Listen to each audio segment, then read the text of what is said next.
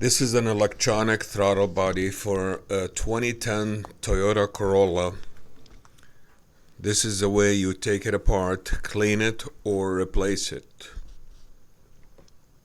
First thing, disconnect the negative battery terminal. You should always do that anytime you work under the hood.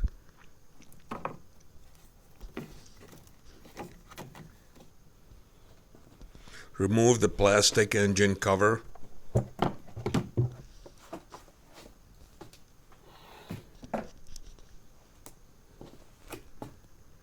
Remove the air duct between the filter box and the throttle body.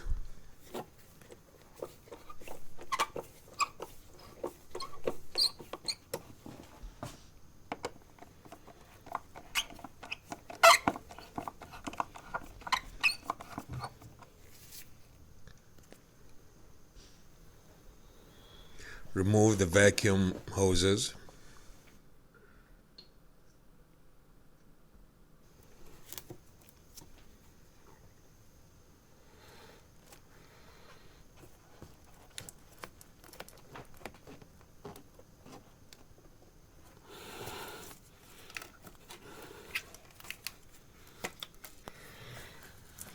Remove the wiring harness for the throttle body.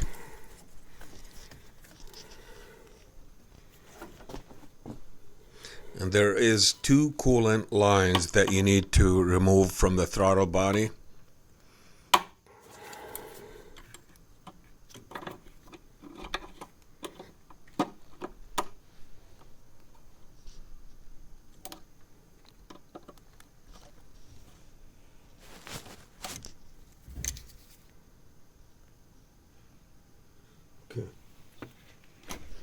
And you need to make sure to plug these hoses to prevent them from leaking. Use a bolt, 12mm size.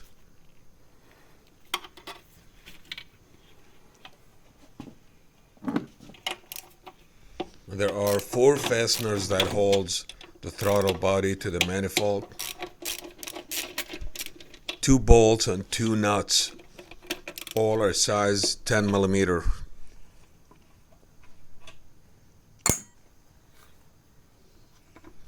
Then you can remove it easily.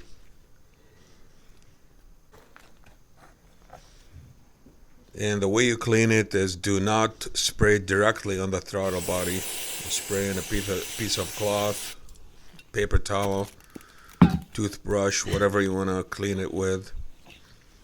And when you are cleaning, make sure the electric motor actuator is on the top, so to prevent any liquid from entering the electric connection there.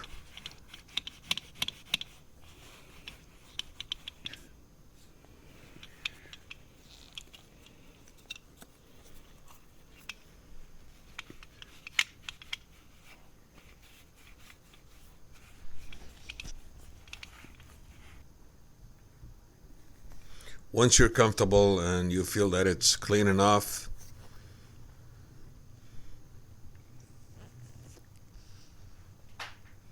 you can just put it back together the way you took it off. The gasket here is pretty much clean. You can wipe it out if you want. Inside, I wouldn't worry about that. Put the throttle body back the right way. Make sure you align the holes to the bolts.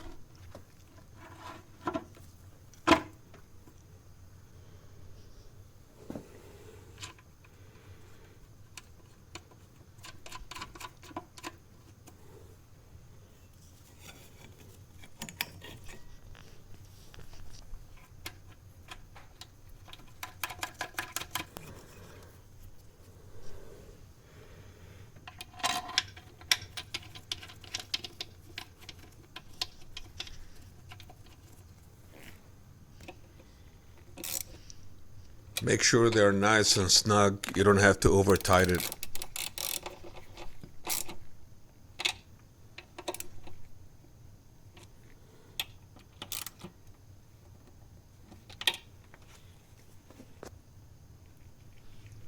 Then reconnect the coolant hoses.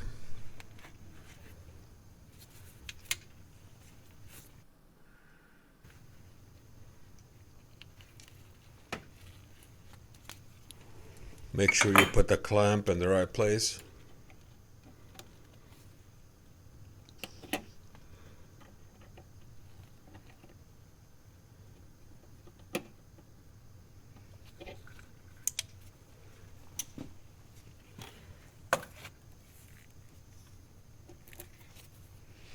Reconnect the vacuum hose.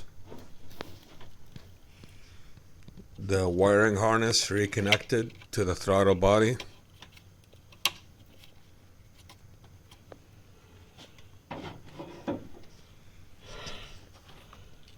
Then the air duct, put it back and connect the other vacuum hose that connects to the air duct.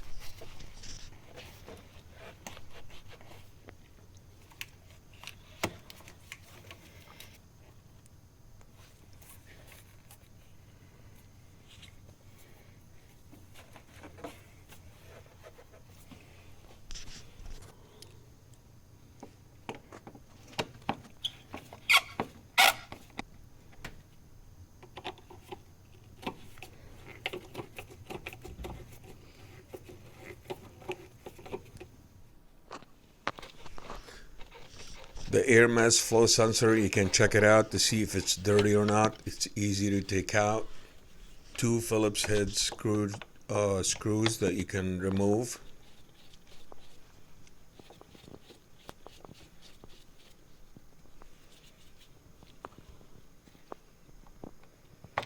This sensor mostly stays clean because it's protected behind the air filter. If you feel that it's dirty and needs to be clean, use the appropriate cleaner for that. Other than that, just put it back together and it should be fine.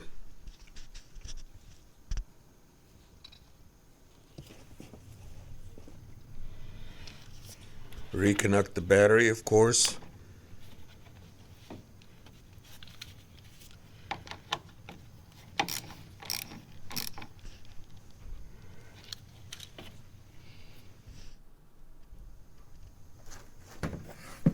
The engine cover, put it back where it belongs.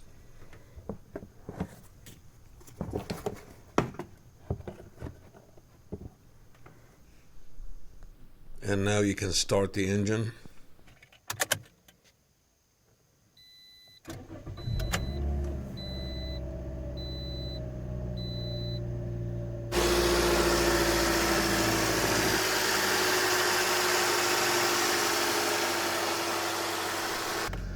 If the RPM is high in the beginning, don't worry about that.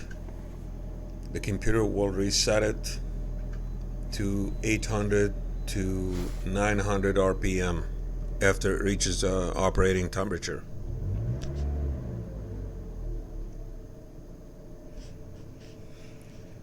Thanks for watching. I hope this helps.